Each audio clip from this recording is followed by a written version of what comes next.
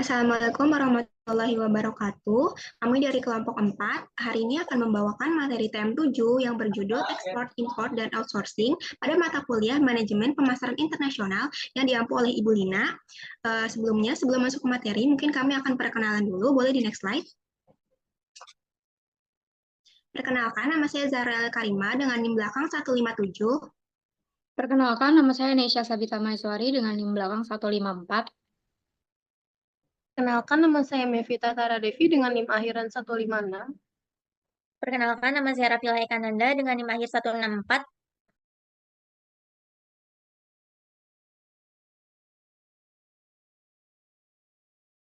Pemasaran ekspor. Ekspor merupakan tindakan memindahkan barang dari suatu wilayah pabean dan mengirimkannya ke negara lain sesuai dengan peraturan yang berlaku dengan tujuan untuk mendapatkan pembayaran dalam bentuk mata uang asing. Diperoleh kesimpulan bahwa pemasaran ekspor yaitu suatu kerangka berpikir yang digunakan untuk mengembangkan dan mengevaluasi berbagai strategi bisnis dalam menentukan kombinasi pasar dan produk yang paling memungkinkan untuk mencapai tujuan ekspor.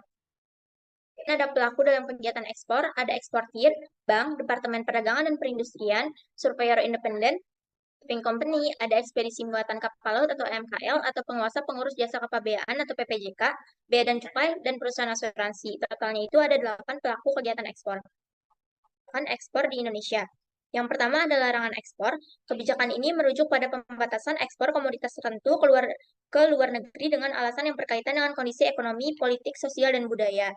Kemudian ada politik dagang bebas. Kebijakan perdagangan bebas adalah ketika pemerintah suatu negara memberikan kebebasan dalam kegiatan ekspor dan impor. Kemudian yang ketiga ada diskriminasi harga. Barang ekspor memiliki harga yang bervariasi tergantung pada negara tujuan pengiriman. Hal ini umumnya disesuaikan dengan kesepakatan yang telah ada. Kemudian ada free trade zone. Free trade zone merupakan area yang memungkinkan penghapusan tarif dan kuota perdagangan serta penyederhanaan proses birokrasi dengan tujuan menarik investasi dan bisnis asing baru. Nah, untuk di Indonesia sendiri ada 4 daerah atau kawasan yang masuk ke dalam free trade zone. Yang pertama itu adalah Sabang, yang kedua ada Karimun, kemudian Bintan, Batam, dan Batam. Dengan ditetapkannya kawasan ini diharapkan dapat membantu meningkatkan perekonomian di Indonesia. Kemudian yang terakhir ada tarif bea keluar. Tarif bea keluar adalah suatu bentuk pajak yang dikenakan untuk barang yang akan diekspor keluar batas wilayah. Di Indonesia sendiri, tidak semua barang ekspor dikenakan tarif bea keluar. Hanya beberapa jenis barang ekspor tertentu yang wajib dikenai pajak bea keluar. Baik, selanjutnya itu ada pemasaran impor. Impor adalah kegiatan jual beli antar lintas negara yang wajib melewati serangkaian prosedur kepabeanan dan cukai untuk memasuki lintas batas suatu negara. Konsep impor merupakan salah satu konsep yang terbentuk akibat perdagangan internasional. Boleh di next. Yang selanjutnya itu ada aksi pemerintah untuk memberhentikan impor dan blok market access. Untuk melindungi perekonomian Indonesia dalam kegiatan ekspor dan impor, pemerintah mengambil langkah untuk mencegah praktik dumping.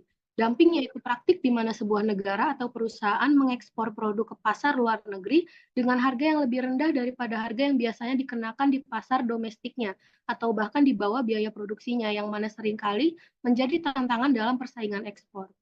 Itu example of trade barrier. Ada dua, yaitu hambatan non-tarif dan hambatan tarif.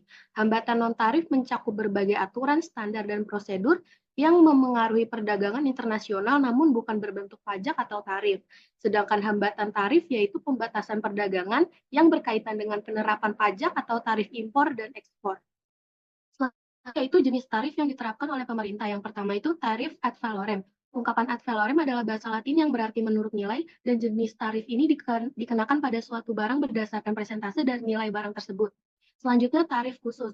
Biaya tetap yang dikenakan pada satu unit barang impor disebut sebagai tarif tertentu. Tarif ini dapat bervariasi sesuai dengan jenis barang yang diimpor. Selanjutnya yaitu tarif campuran. Tarif campuran adalah kombinasi dari tarif ad valorem dan tarif spesifik. Biasanya itu strategi yang ada dalam hambatan non-tarif. Yang pertama yaitu lisensi. Kebijakan yang mengharuskan para importir atau eksportir memperoleh izin atau lisensi dari otoritas yang berwenang sebelum dapat melakukan perdagangan internasional dengan suatu negara tertentu. Yang kedua yaitu pembatasan ekspor sukarela atau FED, bersifat sukarela karena dibuat oleh negara pengekspor dan bukan oleh negara pengimpor. Yang ketiga yaitu kuota impor. Kuota impor adalah pembatasan kuantitatif yang diterapkan oleh suatu negara pada jumlah barang tertentu. Kuota impor dibatasi oleh jumlah unit logistik atau nilai barang tertentu yang dapat masuk ke pasar domestik dalam periode waktu yang ditentukan. Selanjutnya yaitu letter of credit dan documentary collection. Letter of credit adalah kegiatan ekspor atau impor yang berisi perjanjian tertulis dari issuing bank yang diberikan kepada penjual sesuai dengan instruksi dari aplikan atau importir untuk melakukan pembayaran setelah eksportir penyerahan dokumen yang disyaratkan dalam LC.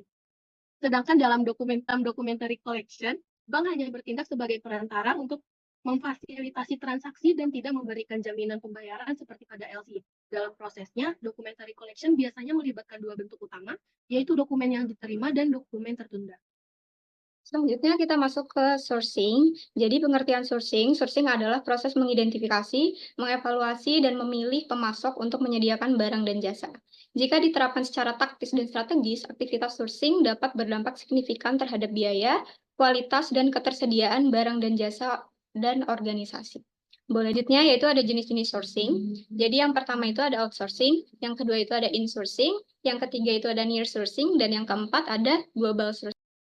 Jadi pengertian outsourcing menurut Libertus Jehani adalah suatu bentuk penyerahan mengenai pekerjaan kepada pihak luar atau pihak ketiga yang dilakukan guna bertujuan untuk mengurangi beban perusahaan. Sederhananya saja, outsourcing dalam arti ini ialah pegawai kontrak, bukan pegawai tetap. Selanjutnya adalah manfaat outsourcing. Jadi, dikutip dari Lesmana, menurut Pierce dan Robinson, terdapat 5 alasan strategis utama outsourcing, atau the top 5 strategy reasons for outsourcing, yaitu yang pertama adalah meningkatkan fokus bisnis, yang kedua meningkatkan kapabilitas, yang ketiga shared risk, yang keempat cost savings, dan yang kelima meningkatkan akses ke teknologi. Selanjutnya adalah faktor-faktor yang memengaruhi outsourcing.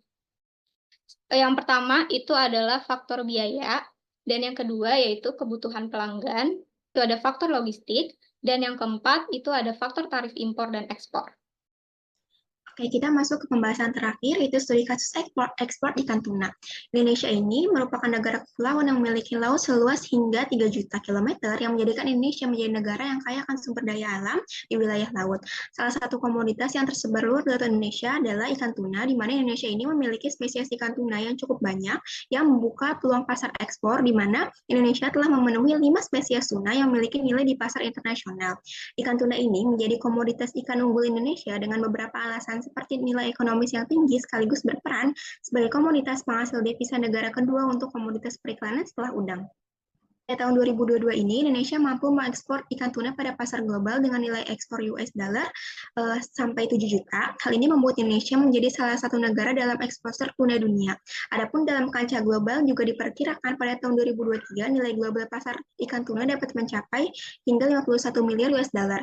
Indonesia sebagai negara pemasok tentunya harus memperhatikan hambatan baik berupa tarif dan non-tarif dalam perdagangan ekspor. Hal ini karena hambatan dapat berpengaruh signifikan terhadap tingkat ekspor Indonesia pada negara tujuan, khususnya pada negara yang memiliki persyaratan ketat untuk memasuki pasarnya. Selanjutnya itu ada hambatan tarif.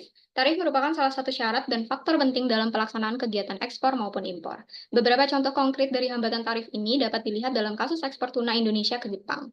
Hingga tahun 2024, Jepang memberlakukan tarif bea masuk sebesar 3,5% untuk beberapa jenis ikan tuna segar dan beku asal Indonesia. Sedangkan olahan ikan tuna seperti ikan tuna kaleng diberi tarif bea masuk sebesar 7%. Harga tuna Indonesia di pasar Jepang menjadi lebih mahal dan daya saingnya otomatis menjadi menurun. Pemerintah Indonesia melakukan negosiasi dengan pemerintah Jepang melalui perjanjian IJEPA. Sebelum tahun 2024, tarif ekspor ikan tuna dan cakalang ke Jepang sebesar 9,6%. Indonesia sendiri menjadi salah satu negara pemasok utama tuna cakalang ke Jepang. Pada periode bulan Januari sampai bulan November 2023, ekspor produk perikanan Indonesia ke Jepang tercatat sebesar 632,7 juta US dollar. Nilai tersebut berasal dari produk udang sebesar 45% dan tuna cakalang sebesar 25%. Jepang menjadi importir tuna cakalang nomor 2 di dunia dengan nilai impor sebesar 2,2 miliar US dollar pada tahun 2022 setelah Amerika Serikat. Pada awal tahun 2024, Kementerian Kelautan dan Perikanan atau KKP menuntaskan kesepakatan penurunan tarif ekspor menjadi 0% untuk 4 komoditas tuna olahan ke Jepang.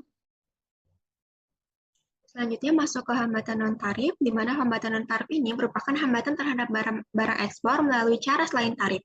Menurut penelitian Astagial tahun 2022, terdapat beberapa persyaratan ekspor ikan tuna yang berpotensi menjadi hambatan bagi eksportir, yaitu perizinan khususnya dari segi quality and safety, sustainability, third party certification, and traceability yang dirangkum dalam tabel sebagai berikut, di mana ini dibagi menjadi Uni Eropa, Amerika Serikat, dan Jepang.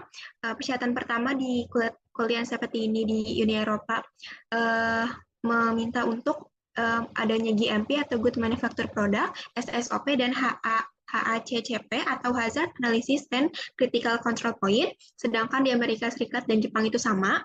Kemudian di Uni Eropa juga meminta HC atau Health Certification yang berupa gabungan dari aplikasi Trace yang beredar melalui regulasi Europe. Kemudian yang terakhir ini memiliki nomor registrasi. Kemudian Amerika Serikat dia mengharuskan untuk memiliki country of origin labeling, terus memiliki nomor registrasi FDA. Yang terakhir ada Jepang, yaitu selain GMP dan SOP, ada persyaratan pelabelan dan kuota impor. Kemudian yang kedua ini ada sustainability, di mana biasanya kalau Uni Eropa, Amerika Serikat, dan Jepang ini tergantung dia ingin mengekspor ikan tuna seperti apa. Contoh yang ketiga ini ada third party certification yang akan dijelaskan lebih lanjut di slide setelahnya. Dan yang terakhir ini ada traceability, di mana ada catch certification, seafood import monitoring program atau SIMP, dan yang terakhir MLJ atau SHTI yang tidak wajib dipenuhi oleh pihak ekspor. Penjelasan lebih lanjut dari sertifikasi pihak ketiga yang mana ada ISO 27000 merupakan suatu persyaratan yang memungkinkan perusahaan untuk memperbarui, merawat, mengoperasikan, menerapkan, dan merencanakan sebuah sistem manajemen keamanan pangan yang bertujuan untuk memastikan keamanan produk bagi konsumen. Yang kedua ada MSC atau Marine Stewardship Council yang merupakan organisasi nirlaba internasional yang bertujuan untuk mengatasi masalah keberlanjutan dalam industri perikanan. Dan yang ketiga ini ada Marine Ecolabel Japan Council atau MLG yang merupakan lembaga sertifikasi Jepang yang mengembangkan standar sertifikasi yang berkaitan dengan Jepang. Kemudian ada kesimpulan, yaitu ekspor, impor, dan outsourcing adalah komponen penting dalam perdagangan internasional, di mana proses ekspor melibatkan berbagai pihak dari prosedur sesuai regulasi pemerintah, sedangkan impor melibatkan prosedur kepabeanan dan cukai untuk melindungi ekonomi negara. Outsourcing membantu perusahaan mengurangi biaya dengan fokus pada kegiatan inti. Perjanjian IJPA menunjukkan hubungan erat antara Indonesia dan Jepang, terutama pada perdagangan ikan tuna. IJPA diharapkan memperkuat pertumbuhan kedua negara dan hubungan bilateral. Upaya negosiasi, pertemuan diplomatik, dan promosi dagang telah meningkatkan volume ekspor tuna Indonesia yang memperkuat posisinya di pasar global. Sekian presentasi dari kelompok kami selaku kelompok 4. Kurang lebihnya mohon maaf. Wassalamualaikum warahmatullahi wabarakatuh.